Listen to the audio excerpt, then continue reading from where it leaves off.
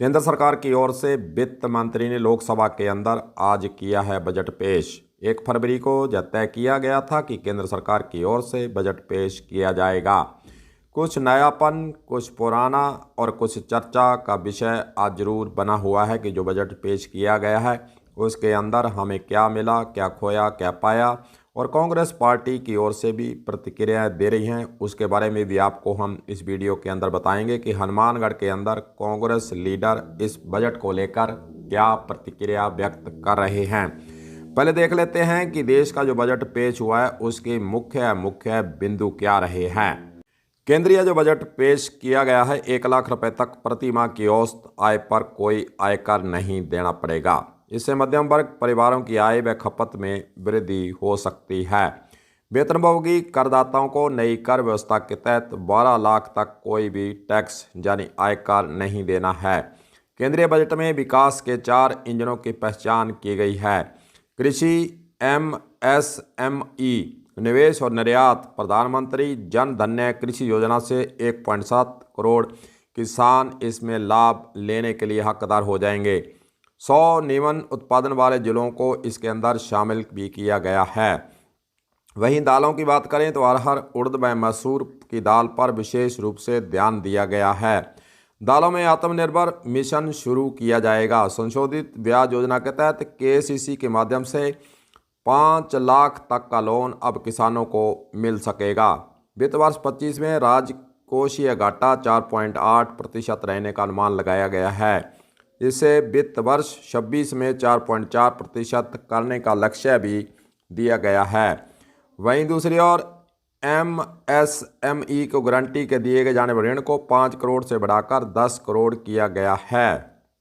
अगले 5 वर्षों में सरकारी स्कूलों के अंदर 50,000 अटल टिंकरिंग प्रयोगशालाएं और 500 करोड़ रुपए के कुल परिव्यय के साथ शिक्षा के अंदर आर्टिफिशियल इंटेलिजेंस में उत्कृष्ट के अंदर बैंकों से ऋण वृद्धि सहित PM स्वनिधि 30,000 रुपये की सीमा के साथ UPI liquid credit card, gig वर्करों को पहचान पत्र दिया जाना, और वहीं दूसरी ओर विकास केंद्र के रूप में शहरों को 1 लाख करोड़ रुपए का शहरी चुनौती निधि देना के प्रावधान किया गया है।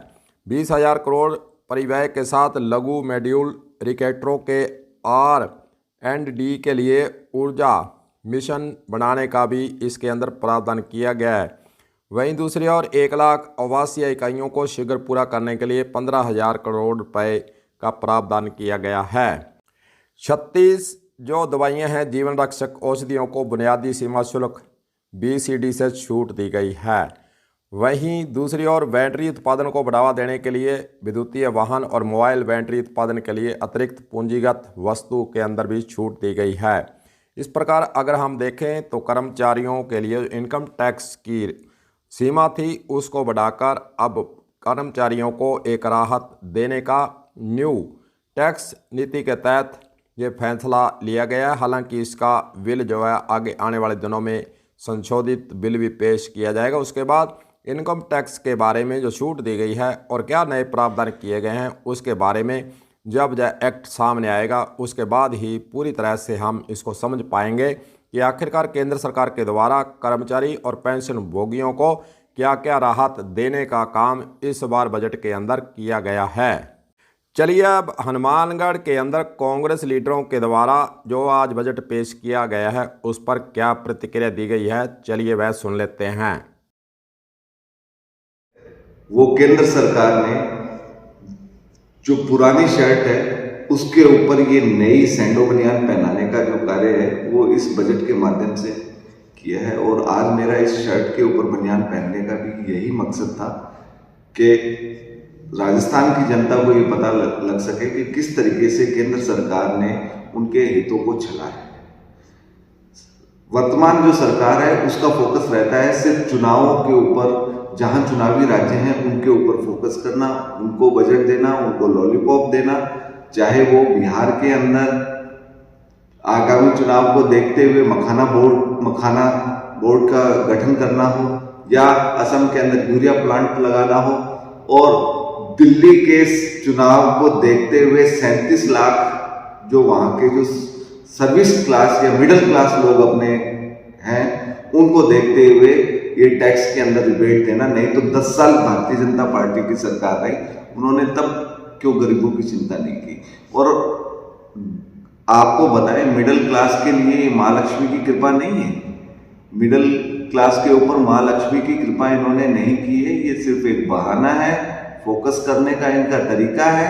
मैं आपको बताता हूँ, रिसर्च एंड डेवलपमेंट का जो 1% जो पूरे बजट का खर्च हुआ करता था, उसको 0.65% कर दिया है।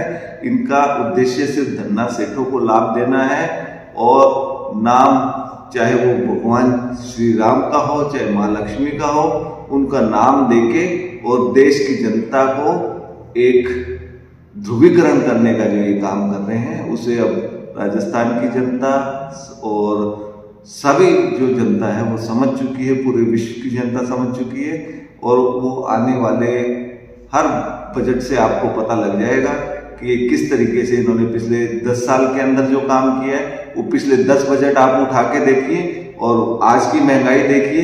हनुमानगढ़ की अगर बात करूं तो कहाँ पेट्रोल और डीजल के लिए जो दाम कम करने की बात हुई थी, यहाँ पे घोषणा करके गए थे। अब तो राजस्थान में इनकी सरकार है, तो इन्होंने क्यों नहीं कम कराए। सरकारें कोई भी हो, विरोधी पक्ष के द्वारा जो बजट या फिर नई घोषणा होती है उस पर अपनी प्रतिक्रिया आती ही है। उसी के कड़ी में यह प्रतिक्रिया दी गई है। देखते हैं आने वाले दिनों के अंदर जो बजट के अंदर घोषणाएं की गई हैं उसका कितना फ़ायदा जनता को पहुंच पाता है। कलम न्यूज के लिए गुरदेव सिंह सैनी की हनुमानगढ़ से रिपोर्ट।